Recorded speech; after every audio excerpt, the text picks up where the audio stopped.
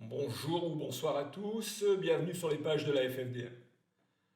Les vacances et la belle période arrivent et comme chaque année, on va lire toutes sortes de choses sur les réseaux.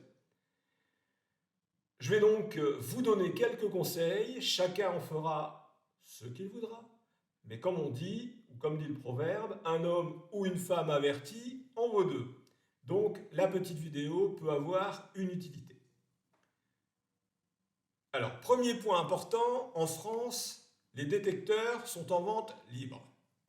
Pourquoi? Parce que nous avons en Europe le traité de libre circulation des personnes et des biens. La France, comme les autres pays européens, doit se conformer aux articles 34 à 36 du traité de fonctionnement de l'Union européenne. Et nos détracteurs qui aimeraient interdire la vente n'y sont jamais parvenus. Ils ne peuvent pas interdire la vente parce que les marchandises doivent circuler en Europe. La Suède avait tenté le coup, ils avaient tenté d'interdire les ventes des détecteurs il y a quelques années. Et l'Europe les a obligés à revoir leur copie, revoir la législation, et les détecteurs, comme partout en Europe, sont en vente libre. Deuxième point, il est tout à fait légal d'utiliser un détecteur de métaux en France, sauf dans un département, le département de l'Oise, où tout usage est interdit. L'autorisation préfectorale, qu'on nous sert à toutes les sauces, l'autorisation préfectorale, c'est une interprétation partisane de l'article 542.1 du Code du patrimoine, qui dit que l'usage du détecteur à des fins archéologiques, numismatiques, historiques est soumis à autorisation préfectorale. Nous, on n'utilise pas notre détecteur à des fins historiques, archéologiques. Donc, on n'a pas besoin d'autorisation préfectorale. Pour rechercher un objet récent, pour dépolluer, pour faire un rallye, on est au même point que l'agent du service des eaux qui recherche une bouche à clé. On ne fait rien d'archéologique. Donc, autorisation préfectorale, non. Voilà. En revanche, l'autorisation, elle, du propriétaire ou de l'occupant des lieux, elle est quand même impérative. C'est exactement comme si on décidait d'aller détecter sur votre pelouse sans votre autorisation. Donc on ne le fait pas, donc on ne va pas chez les gens détecter sans leur autorisation. Le propriétaire ou l'occupant, il faut entrer en contact avec lui et lui demander l'autorisation déjà d'entrer dans les lieux qui lui appartiennent, que ce soit des champs, des prés, des bois. Pour les bois, une zone boisée, donc un bois, c'est comme le reste, ça appartient soit à un particulier, soit à une société, soit à une commune, soit à l'État, dans ce cas-là c'est domanial. Donc une forêt domaniale, c'est même pas la peine de rêver, l'État ne donne aucune autorisation d'utilisation de détecteurs dans les forêts domaniales. Lorsqu'on demande l'autorisation, donc au propriétaire ou à l'occupant, il faut faire très attention aux mots que l'on utilise. Sont à proscrire les mots détecter, prospecter, faire de la détection. Pourquoi ? Parce que en France, la détection de loisirs, la détection à des fins récréatives, elle est assimilée à une fouille archéologique. Et pour faire une fouille archéologique, on l'a dit plus haut, il faut une autorisation administrative.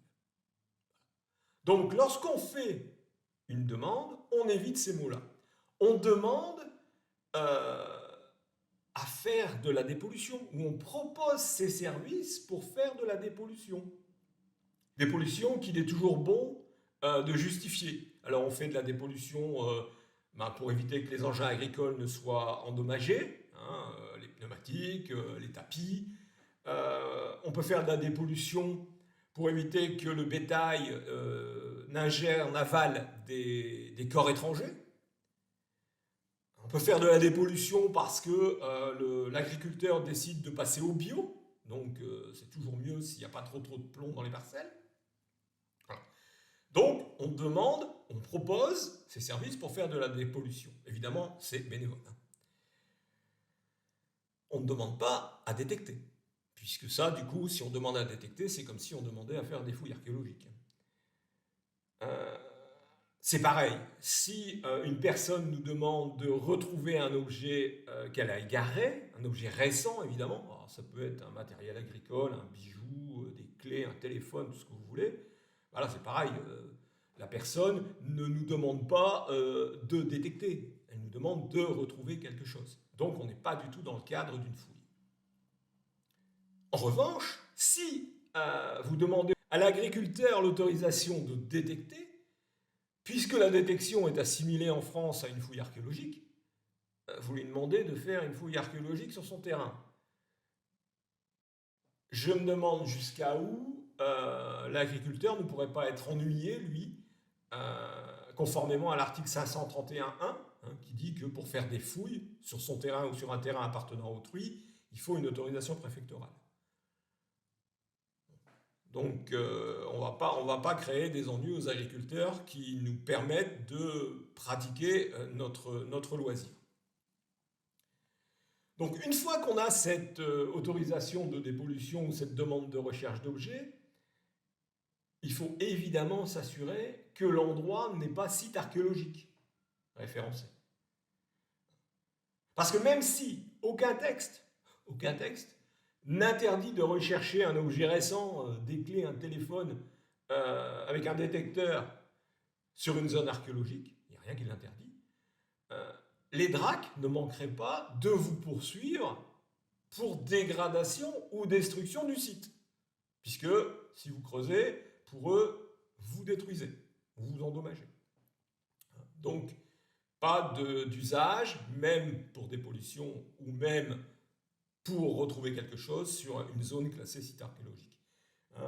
Ne tendons pas le bâton pour se faire battre.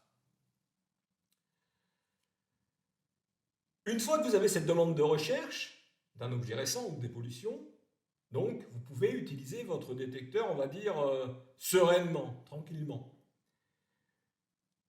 Par contre, il ne faut rien ramasser d'autre que ces objets qu'on vous a demandé de ramasser, c'est-à-dire les objets récents et carrés ou les objets pouvant constituer une pollution. Je vous rappelle que tout ce qui est antérieur à 1875 et tout ce qui est en rapport aux 2 derniers conflits mondiaux, c'est considéré comme archéologique. Donc ça, on ne ramasse pas. Alors pourquoi? Vous allez me dire, on est en train de faire de la dépollution, on trouve un truc, on le ramasse en même temps. Tout simplement parce que si les gendarmes ou les douaniers vous contrôlent dans le champ ou à la sortie du champ, ou même dans votre véhicule lors d'un contrôle, s'ils voient le détecteur à l'arrière, si dans votre sacoche, il y a un objet antérieur à 1875, les gendarmes ou les douaniers considéreront que vous cherchiez cet objet.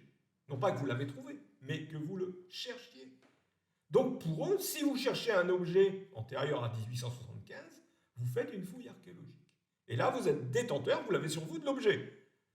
Donc du coup, eux peuvent commencer, diligenter une enquête en flagrant délit pour fouille sans autorisation préfectorale, puis utilisation du détecteur, et puis détention de mobilier archéologique, enfin tout ce que vous voulez.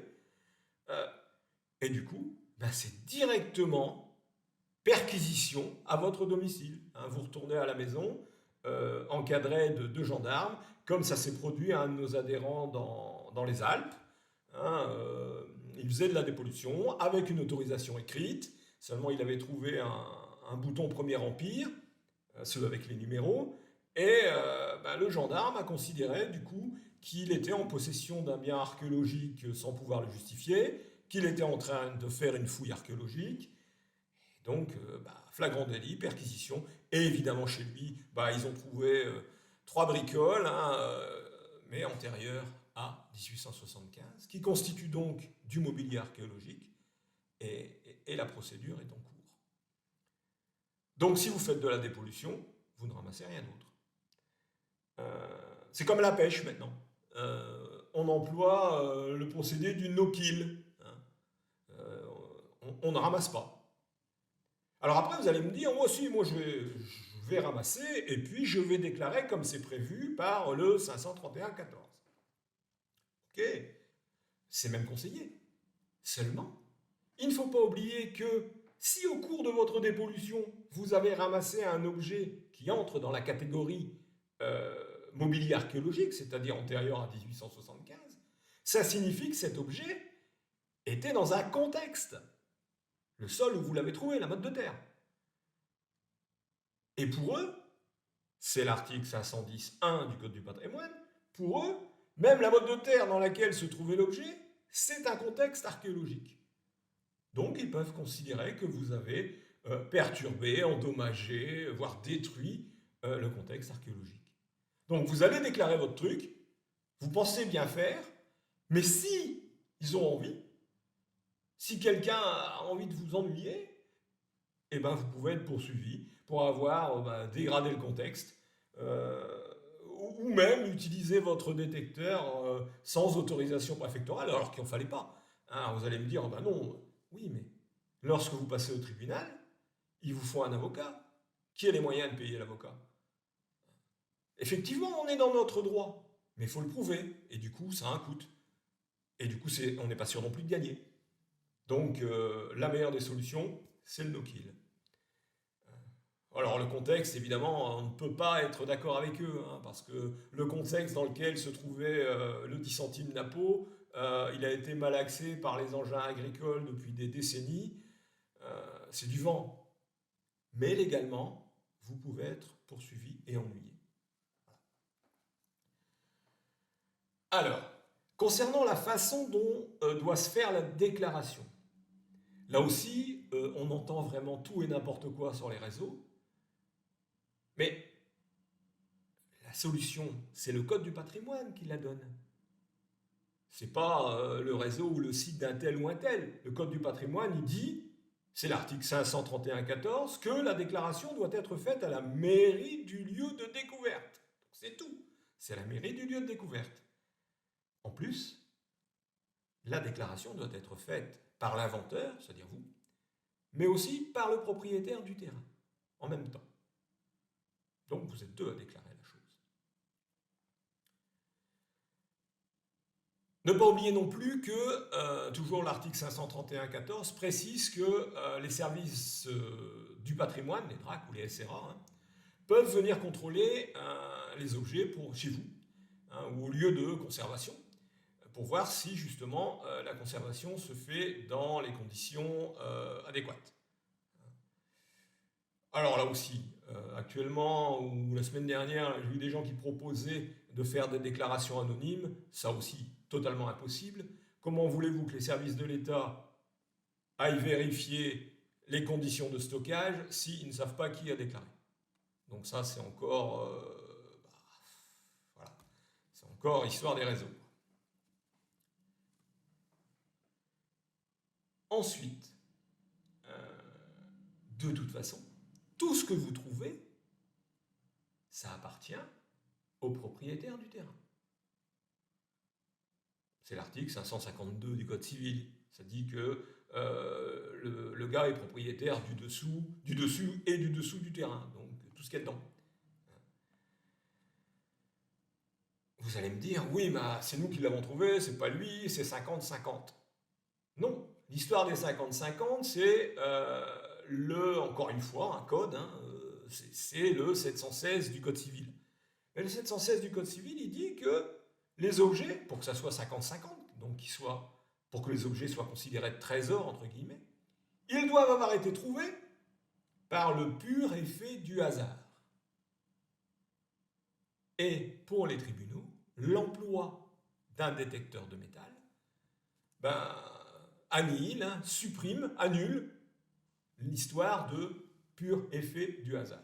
Donc le 716 ne s'applique pas. Donc tout appartient au propriétaire.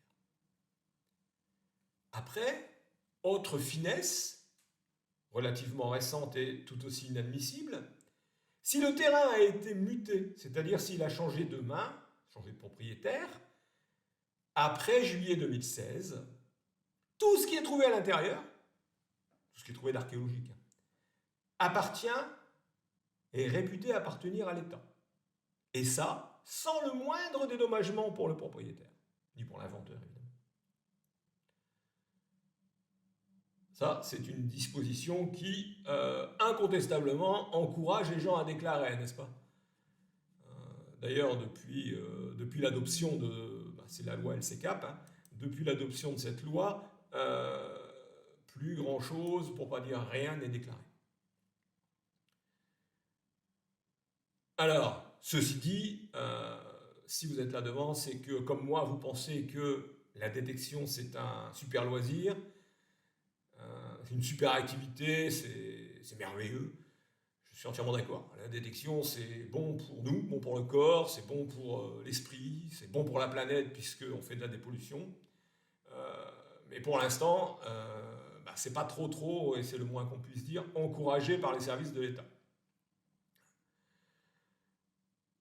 Nous, à la FFDM, on pense et on travaille pour, hein, on a un conseiller en affaires publiques qui travaille auprès de l'Assemblée nationale et du Sénat, que les choses vont changer.